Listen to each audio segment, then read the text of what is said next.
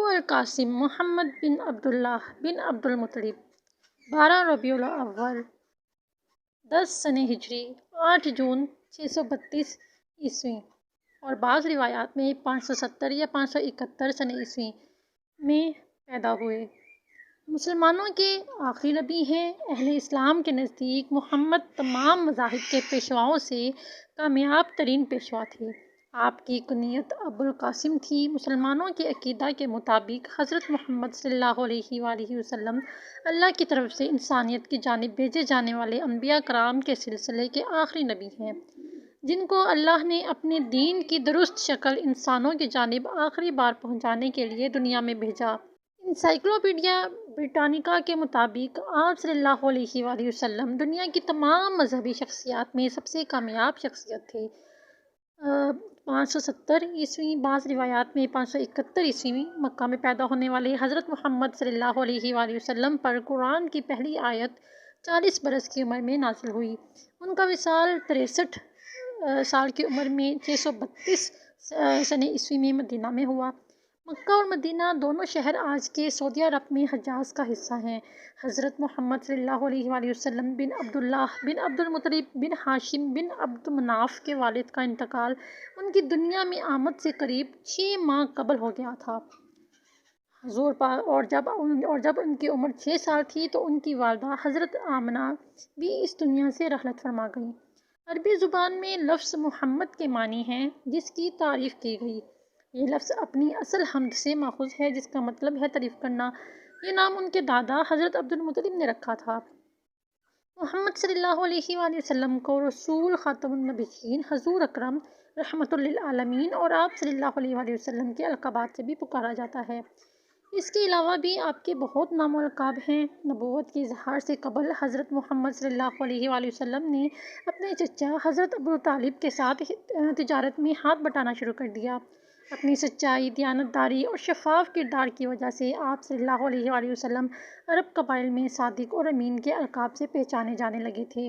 آپ صلی اللہ علیہ وآلہ وسلم اپنا کثیر وقت مکہ سے باہر واقع ایک غار میں جا کر عبادت میں صرف کرتے تھے اور اس غار کو غار حرا کہا جاتا ہے۔ یہاں پر 610 سن عیسوی میں ایک روز حضرت جبرائیل علیہ السلام ظاہر ہوئے اور محمد صلی اللہ علیہ وآلہ وسلم کو اللہ کا پیغام دیا۔ جبرائیل علیہ السلام نے اللہ کی جانب سے جو پہلا پیغام حضرت محمد صلی اللہ علیہ وآلہ وسلم کو پہنچایا وہ یہ ہے: اقرأ بسم ربک الذی خلق، خلق الانسان من علق۔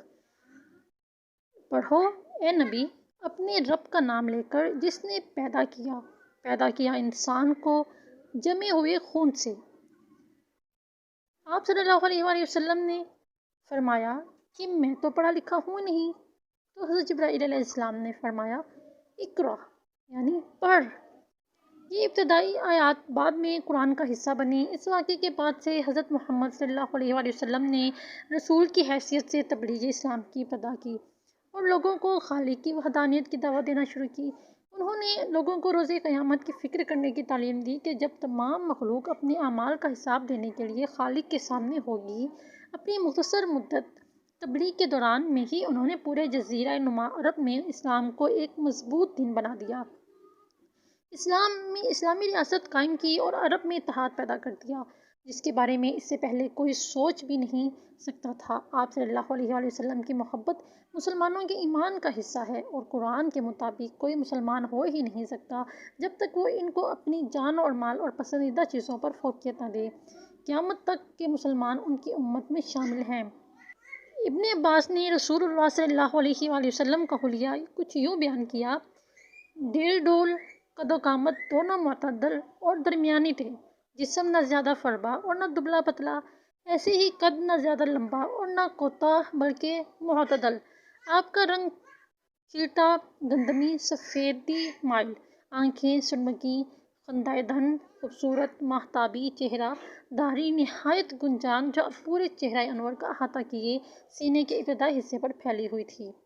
حضرت محمد صلی اللہ علیہ وآلہ وسلم غور و فکر کے لیے مکہ سے باہر ایک غار حرا میں تشریف لے جاتے تھے۔ یہ کوہ حرا کا ایک غار ہے جسے کوہ فاران بھی کہا جاتا تھا۔ 610 سن عیسوی میں فرشتہ جبرائیل علیہ السلام پہلی وحی لے کر تشریف لائے۔ اس وقت سورۃ العلق کی وہ آیات نازل ہوئیں جن کا تذکرہ شروع میں ہوا ہے۔ اس وقت حضور صلی اللہ علیہ وآلہ وسلم کی عمر مبارک تقریباً 40 برس تھی۔ شروع ہی میں حضرت خدیجہ رضی اللہ تعالیٰ عنہا، آپ کے چچا زاد حضرت علی علیہ السلام، آپ صلی اللہ علیہ وآلہ وسلم کے قریبی دوست حضرت ابو بکر صدیق رضی اللہ تعالیٰ عنہ اور آپ کے آزاد کردہ غلام اور صحابی حضرت زید بن ثابت رضی اللہ تعالیٰ عنہ آپ صلی اللہ علیہ وآلہ وسلم پر ایمان لے آئے۔ مکہ کے باہر سے پہلے شخص حضرت ابو ذر غفاری رضی اللہ تعالیٰ عنہ تھے جو اسلام لائے۔ پہلے تو آپ صلی اللہ علیہ وآلہ وسلم نے قریبی ساتھیوں میں تبلیغ کی، پھر تقریباً پہلی وحی کے 3 سال بعد آپ صلی اللہ علیہ وآلہ وسلم نے دعوت ذو العشیرہ کے بعد سے اسلام کے پیغام کی کھلی تبلیغ شروع کی۔ اکثر لوگوں نے مخالفت کی مگر کچھ لوگ آہستہ آہستہ اسلام کی دعوت قبول کرتے گئے۔ سنہ 622 تک مسلمانوں کے لیے مکہ میں رہنا ممکن نہیں رہا تھا۔ کئی دفعہ مسلمانوں اور خود حضرت محمد صلی اللہ علیہ وآلہ وسلم کو تکالیف دی گئیں۔ اس وجہ سے آپ صلی اللہ علیہ وآلہ وسلم نے مسلمانوں کو مدینہ ہجرت کرنے کی اجازت دے دی۔ آپ صلی اللہ علیہ وآلہ وسلم نے اللہ کے حکم سے حضرت ابو بکر کے ساتھ ستمبر 622 سنہ عیسوی میں مدینہ کی طرف روانہ ہوئے اور مکہ میں اپنی جگہ حضرت علی بن ابی طالب علیہ السلام کو امانتوں کی واپسی کے لیے چھوڑا۔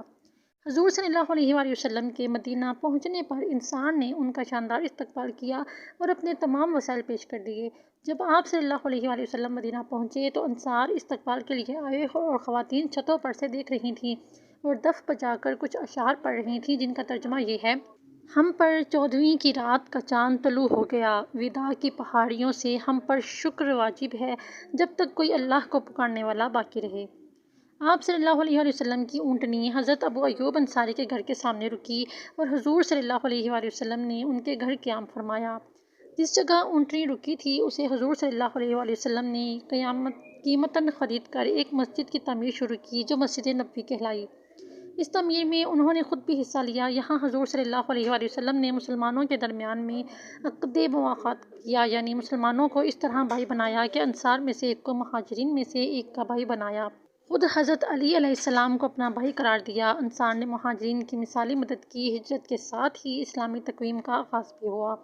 آپ کے مدینہ آنے سے اوس اور خزرج یہاں کے 2 قبائل جن کے بعد میں اسلام قبول بھی کیا، لڑائی جھگڑا ختم ہوا اور ان میں اتحاد اور بھائی چارہ پیدا ہو گیا۔ اس کے علاوہ یہاں کچھ یہودیوں کے قبائل بھی تھے جو ہمیشہ فساد کا باعث تھے۔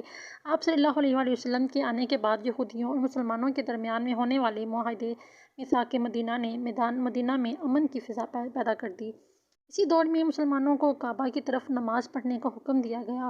اس سے پہلے مسلمان بیت المقدس کی طرف منہ کر کے نماز ادا کرتے تھے جو یہودیوں کا بھی قبلہ تھا۔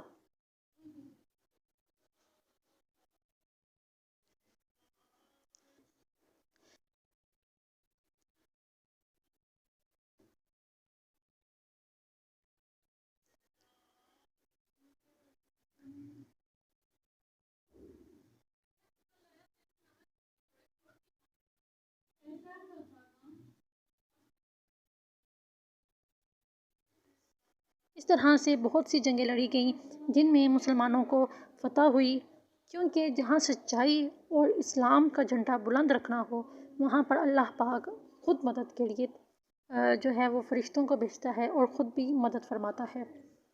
پھر حضور صلی اللہ علیہ وآلہ وسلم نے اپنی زندگی کا آخری حج جو ہے وہ 10 ہجری میں کیا۔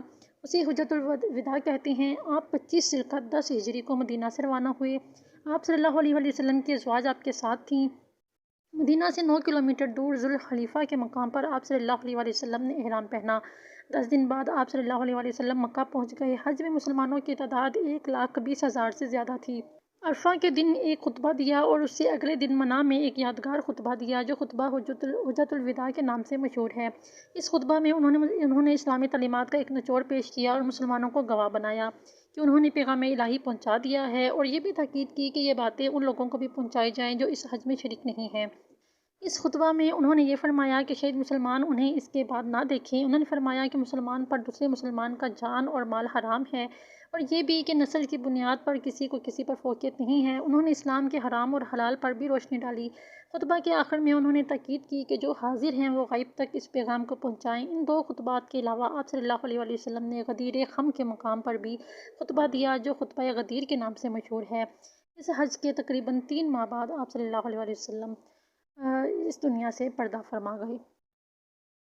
حجۃ الوداع کے فوراً بعد آپ صلی اللہ علیہ وآلہ وسلم کچھ بیمار ہوئے، پھر ٹھیک ہو گئے، مگر کچھ عرصہ بعد حضرت محمد صلی اللہ علیہ وآلہ وسلم پھر بیمار پڑ گئے اور کئی روز تک ان کے سر میں درد ہوتا رہا۔ بالآخر روایت کے مطابق مئی یا جون 632 سن میں حضرت محمد صلی اللہ علیہ وآلہ وسلم اس دنیا سے پردہ فرما گئے۔ پردہ فرمانے کے وقت آپ کی عمر 63 برس تھی۔ حضرت علی نے غسل اور کفن دیا اور اصحاب کی مختلف جماعتوں نے یکے بعد دیگرے نماز جنازہ ادا کی اور حضرت محمد صلی اللہ علیہ وآلہ وسلم کو مسجد نبوی کے ساتھ ملحق ان کے حجرے میں اسی جگہ دفن کیا گیا جہاں ان کی وفات ہوئی تھی۔ یہ اور اس کے ارد گرد کی تمام جگہ اب مسجد نبوی میں شامل ہے۔ آپ صلی اللہ علیہ وآلہ وسلم کو منگل کے روز کپڑے اتارے بغیر غسل دیا گیا۔ رسول اللہ صلی اللہ علیہ وآلہ وسلم کو غسل دینے والے افراد میں سیدنا عباس، حضرت اسامہ، اوس بن خولہ، حضرت عباس کے 2 بیٹے قاسم اور فضل اور رسول اللہ صلی اللہ علیہ وآلہ وسلم کے آزاد کردہ غلام شکران شامل تھے۔ حضرت عباس اور ان کے دونوں صاحبزادے رسول اللہ صلی اللہ علیہ وآلہ وسلم کی کروٹ بدل رہے تھے۔ حضرت اسامہ اور شکران پانی بہا رہے تھے۔ حضرت علی غسل دے رہے تھے اور حضرت اوس نے آپ صلی اللہ علیہ وآلہ وسلم کو اپنے سینے پر ٹیک رکھا تھا۔ رسول اللہ کو پانی اور بیڑی کے پتوں سے 3 بار غسل دیا گیا۔ پانی عرس نامی قباء میں واقع حضرت سعد بن خثیمہ کے کنویں کا تھا۔ آپ صلی اللہ علیہ وآلہ وسلم نے اپنی حیات مبارکہ میں بھی پینے کے لیے اس کنویں کا پانی استعمال فرماتے تھے۔ پھر آپ صلی اللہ علیہ وآلہ وسلم کو 3 سفید سوتی یمنی چادروں میں کفنایا گیا۔ ان میں کرتا اور پگڑی نہ تھی، بس آپ کو صرف چادروں میں لپیٹا گیا۔ حضرت ابو طلحہ نے آپ کی قبر اسی جگہ کھودی جہاں آپ نے وفات پائی تھی۔ قبر لحد والی کھودی، پھر آپ کی چارپائی قبر کے کنارے رکھ دی گئی اور پھر 10 صحابہ اندر داخل ہوتے جاتے اور فرداً نماز ادا کرتے۔ کوئی امام نہ تھا۔ سب سے پہلے آپ کے خانوادے نے نماز پڑھی، پھر مہاجرین نے، پھر انصار نے اور پھر بچوں نے، پھر عورتوں نے، یا پہلے عورتوں نے پھر بچوں نے۔ نماز جنازہ پڑھنے میں منگل کا پورا ہی دن اور منگل کی بیشتر رات گزر گئی، جس کے بعد رات کے اواخر میں رسول اقدس کو سپرد خاک کر دیا گیا۔ جنازے میں شریک افراد کے بارے اختلافات پایا جاتا ہے۔ اس طرح جو ہمارے پیارے آقا صلی اللہ علیہ وآلہ وسلم ہم سے پردہ فرما گئے، لیکن وہ آج بھی جو ان کا نور ہے وہ پوری دنیا میں پھیلا ہوا ہے۔ ہر مسلمان جو ان پر سچے دل سے درود پاک کا نذرانہ جو ہے وہ بھیجتا ہے اور سلام بھیجتا ہے، وہ اس کو سنتے ہیں اور اس کا جواب بھی دیتے ہیں۔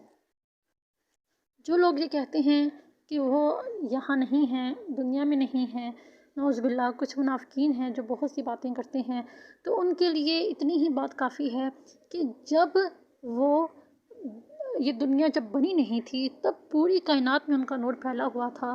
وہ موجود تھے، حضرت آدم علیہ السلام سے پہلے سے موجود تھے۔ حضرت آدم علیہ السلام نے ان کے نام سے ان کا وسیلہ دے کر، ان کا واسطہ دے کر اللہ پاک سے معافی مانگی، ان کے نام کے صدقے معافی مانگی، ان کا نام لے کر معافی مانگی، تو پھر وہ اب کیوں نہیں ہو سکتے؟ خیر، منافقین جو ہیں وہ کل بھی تھے، آج بھی ہیں اور ہمیشہ رہیں گے۔ اللہ پاک ہمیں حضور پاک صلی اللہ علیہ وسلم کی تعلیمات پر جو انہوں نے ہمیں دی ان پر عمل کرنے کی توفیق عطا فرمائے اور ہمارے دلوں میں حضور پاک صلی اللہ علیہ وسلم کی سچی محبت پیدا فرمائے۔ آمین بجاہ النبی الامین صلی اللہ تعالیٰ علیہ وآلہ وسلم۔